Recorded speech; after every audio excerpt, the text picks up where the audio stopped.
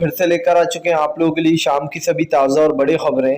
एक एक कर आपको सारी खबरों की जानकारी देंगे। आज देश दुनिया में क्या कुछ हो रहा है। दरअसल दोस्तों, सबसे पहली जो बिग ब्रेकिंग निकल आ रही, ममता बनर्जी का मोदी सरकार के ऊपर बड़ा हमला। बोले देश में महंगाई बढ़ती जा रही, लेकिन प्रधानमंत्री नरेंद्र मोदी किसानों से बात करने के बजाय ऐलान कर रहे हैं, जी हाँ, कि कृषि कानून वापस लिए जाते हैं। इसके बारे में आपको विस्तार से बताएंगे।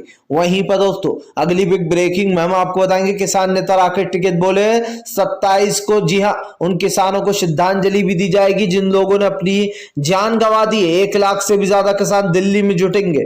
इसके बारे में आपको विस्तार से बताएंगे। वहीं पर दोस्तों, संजय मिश्रा, जी हाँ, संजय सिंह दोस्तों और अखिलेश का मास्टर स्ट्रोक, कई ताबड़तोड़ फैसले, भाजपा को बड़ा झटका उत्तर प्रदेश में। वहीं पर दोस्तों, अगली बिग ब्रेकिंग में हम आपको बताएंगे, जी हां, दरअसल आपको बता दो दोस्तों, बीएफएस के कानून पर भड़की ममता बनर्जी ने मोदी सरकार पर साधा निशाना। बोले फिलहाल तत्काल में ले ले सरकार ये कानून वापस। इसके बारे में भी आपको विस्तार से बताएंगे। वहीं पर दोस्तों, संसद सत्र के लिए, जी हां, तैयार हुई विपक्षी पार्टियां। अब की बार संसद में होगी मुद्दों पर बहस। इसके बारे में भी आपको विस्तार से बताएंगे। वहीं पर दोस्तों, स्मृति ईरानी की घंघोर बेइज्जती होने के बाद सोशल मीडिया पर बना स्मृति ईरानी का जमकर मजाक, लोगों ने किया जमकर ट्रोल। जी हाँ, दरअसल कपिल शर्मा के शो में उनको पहचाना नहीं गाइड ने, जिसके बाद लोगों ने कहा ये वही है भैया जो 400 रुपए की टंकी पर गला फाड़कर बैठती थी। इसके बारे में भी आपको विस्तार से बताएंगे। वहीं पर दोस्तों, अगली बिग ब्रेकिंग में हम आपको बताएंगे, अखिलेश यादव बोले अब की बार बाबा गए मटका रास्ता वहीं से जहां पर मोदी जी ने पैदल चलाया था। इसके बारे में भी आपको विस्तार से बताएंगे। वहीं पर दोस्तों, अब जाटलैंड के आंदोलन की तैयारी। जी हाँ, अभी तो किसान आंदोलन खत्म ही नहीं हुआ था कि अब जाट आंदोलन करेगा। इसके बारे में भी आपको विस्तार से बताएंगे। वहीं पर दोस्तों, चन्नी का जो है कैप्टन अमरिंदर और मोदी पर बड़ा हमला। बोले अमरिंदर तो पहले से ही बीजेपी के हिमायती थे और पीएम मोदी ने अब ये फैसला लिया तो ये फैसला किस काम का। हजारों किसानों ने अपनी जान गंवा दी। इसके बारे में भी आपको विस्तार से बताएंगे। वहीं पर दोस्तों, अब आर्यन खान के बाद नवाब मलिक ने, जी हाँ, वानखेड़े के बाद घेरा कंगना रावत को। बोले कभी कभी मुसलमानों को लड़ाने की कोशिश कर रही है, कभी जो है हमारे जो शूरवीर जिन्होंने देश को आजादी दिलाई उनके बारे में अपमान कर रही है। यानी कि दोस्तों, अब कंगना की बारी आई है। इसके बारे में भी आपको विस्तार से बताएंगे। वहीं पर दोस्तों, राजनाथ के बेटे को किसानों ने जमकर दौड़ाया। जी हाँ, आपको बता दें, पंकज सिंह को लोगों ने जमकर दौड़ा डाला। इसके बारे में भी आपको विस्तार से बताएंगे।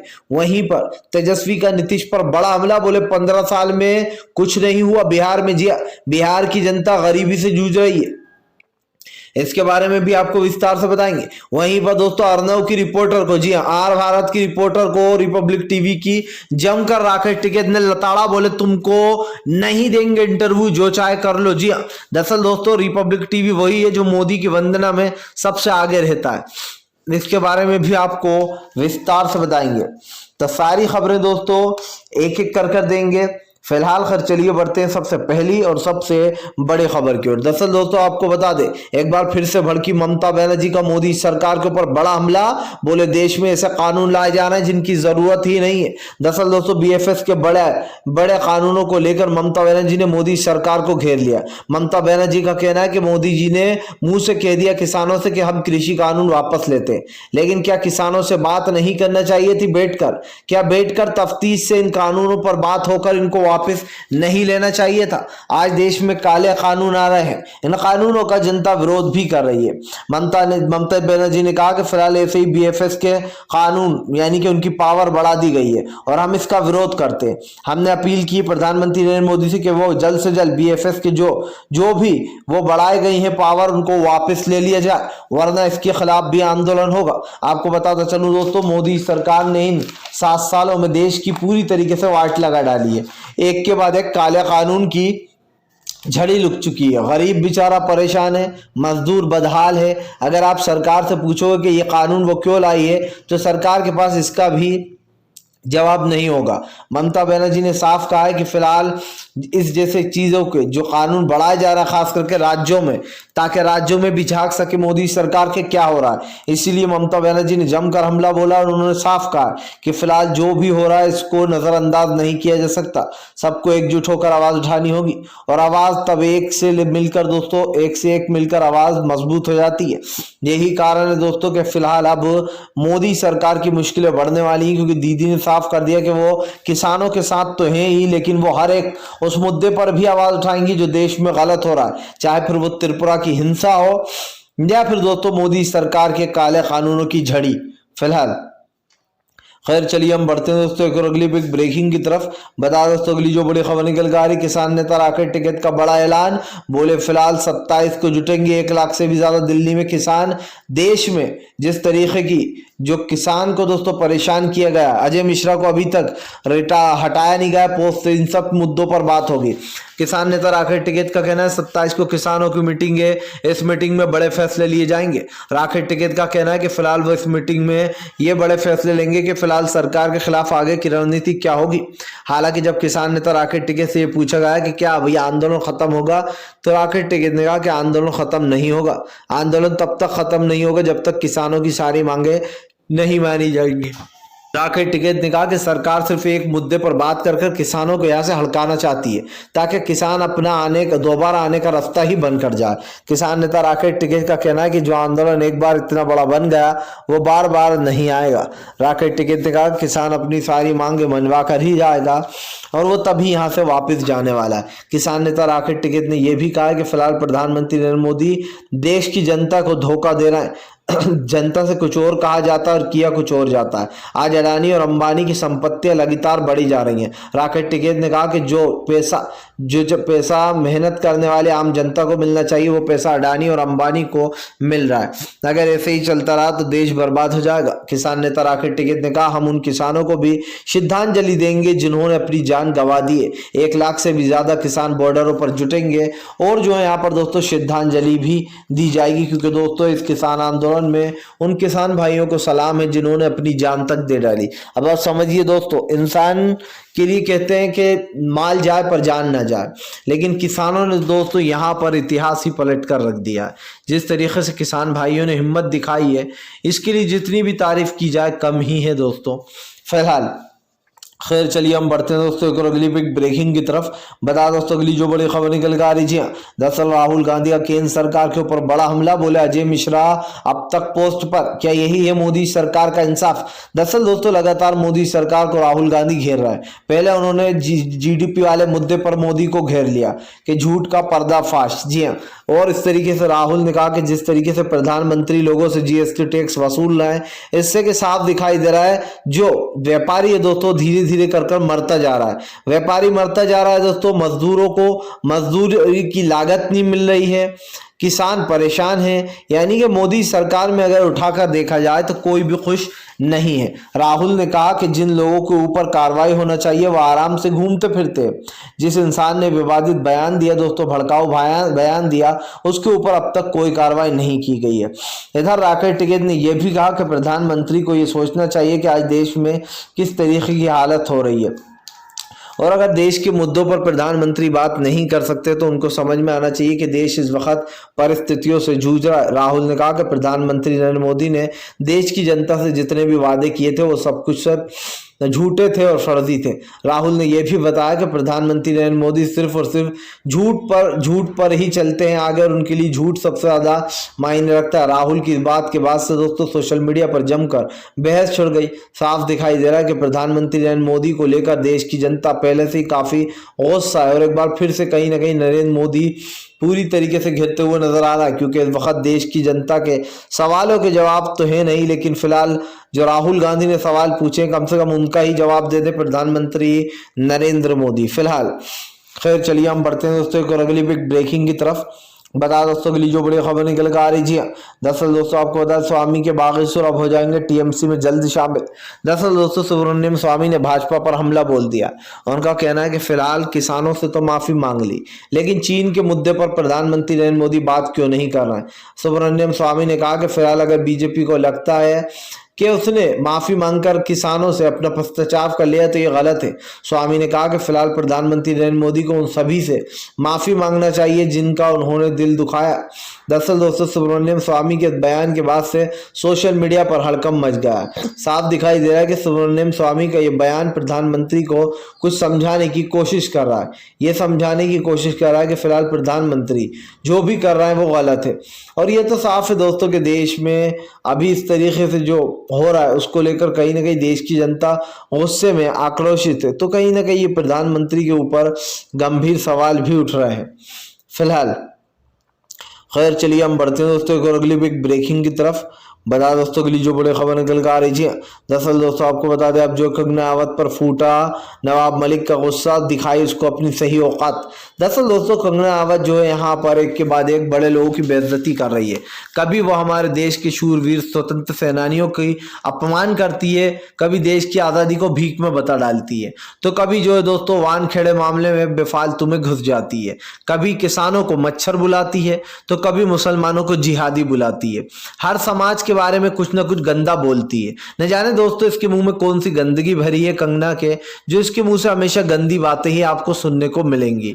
जी हाँ, लगता है दिमाग से थोड़ी सी ये सटकी हुई है। इसी को लेकर अब नवाब मलिक ने जमकर हमला बोला है। नवाब मलिक का कहना है कि कंगना राणावत के बयान बेवकूफाना और बहुत ही भद्दे होते हैं, जिनके ऊपर कार्रवाई होना चाहिए। नवाब मलिक ने कहा कि अब तक कंगना राणावत को जेल के पीछे होना चाहिए था, लेकिन ऐसे लोगों को बीजेपी सिक्योरिटी देती है, बीएसएफ के जवानों की, कि कहीं उनके ऊपर हमला ना हो जाए। अब आप समझिए दोस्तों, एक तरफ एक लड़की रिया चक्रवर्ती थी दोस्तों, एक तरफ एक लड़की कौन है दोस्तों, कंगना रनावत।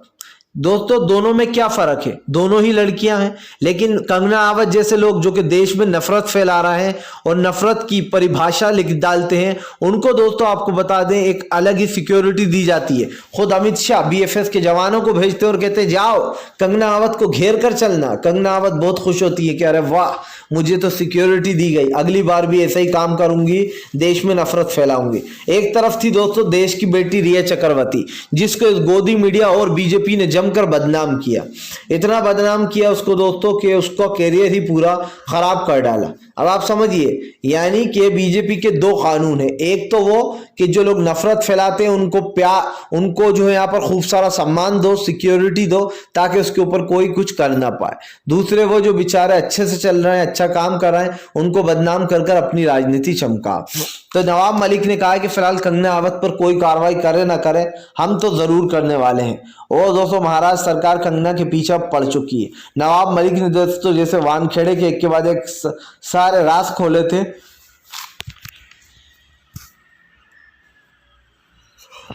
वैसे ही दोस्तों जो है यहाँ पर कंगना राणावत के राज खुलने वाले हैं। साफ दिखाई दे रहा है नवाब मलिक जो है अब कंगना के पीछे पड़ने वाले हैं दोस्तों। और जब भी नवाब मलिक किसी का पीछा लेते हैं तो उसकी सच्चाई सामने लाकर ही रहते हैं फिलहाल। खैर चलिए हम बढ़ते हैं दोस्तों एक और अगली बिग ब्रेकिंग की तरफ। बता दोस्तों अगली जो बड़ी खबर निकल कर आ रही, पंजाब के सीएम दोस्तों चन्नी का कैप्टन और भाजपा पर बड़ा हमला।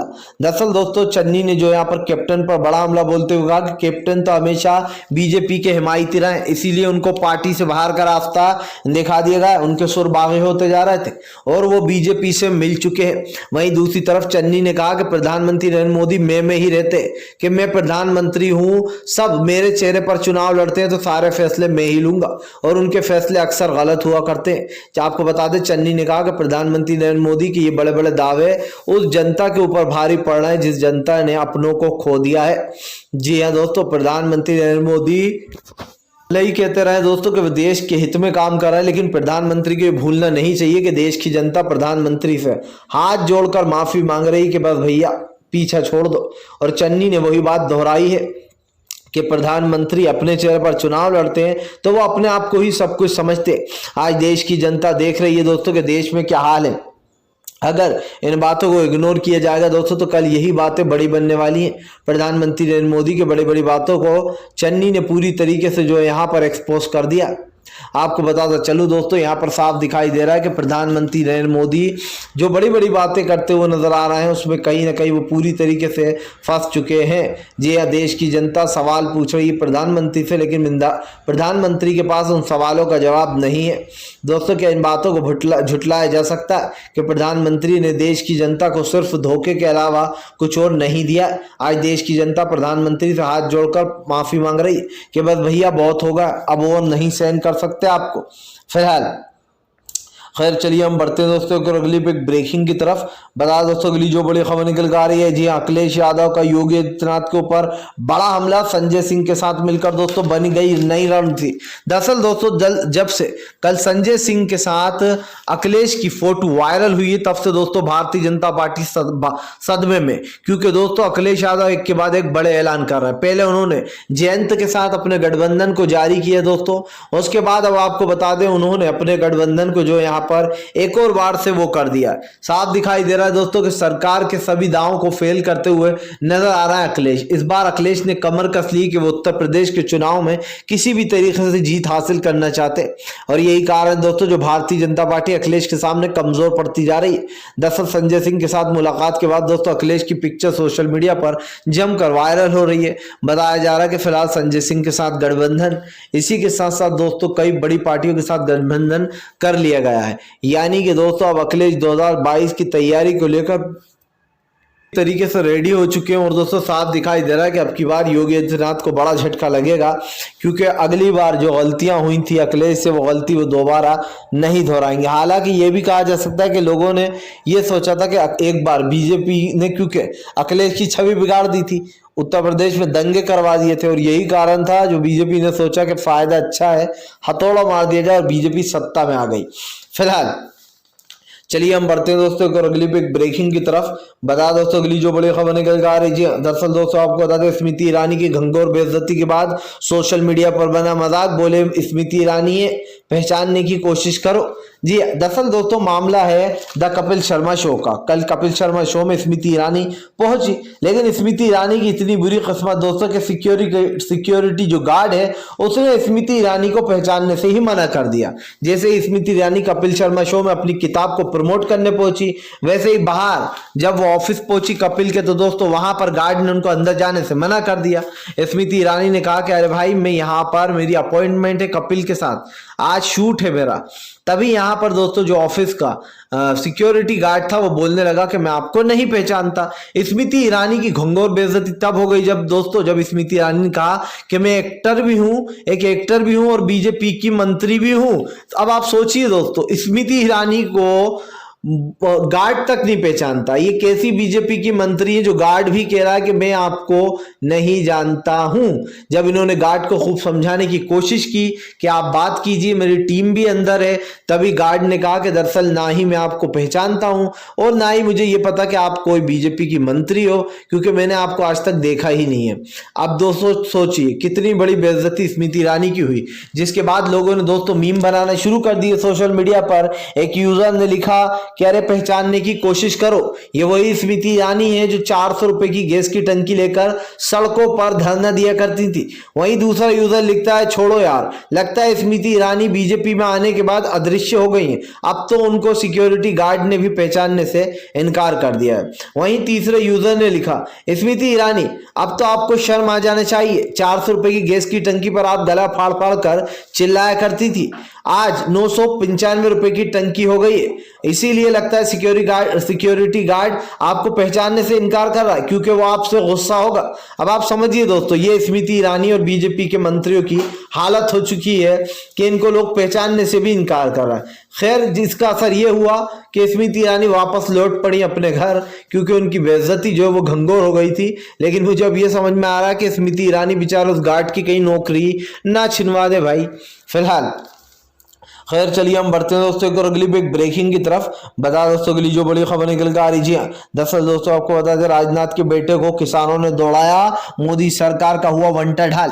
दरअसल दोस्तों प्रधानमंत्री नरेंद्र मोदी को अब तक लग रहा था कि वो किसी तरीके से अपने आंदोलन को बचा लेंगे, इस आंदोलन को खत्म करवा लेंगे और अपनी सत्ता को बचा लेंगे। लेकिन सवाल यही है दोस्तों कि प्रधानमंत्री के बड़े बड़े दावे पूरी तरीके से फेल हो चुके हैं। इसलिए फेल हो गए दोस्तों क्योंकि प्रधानमंत्री कहीं ना कहीं अपने आंदोलन को रद्द कराने में ही फेल होगा।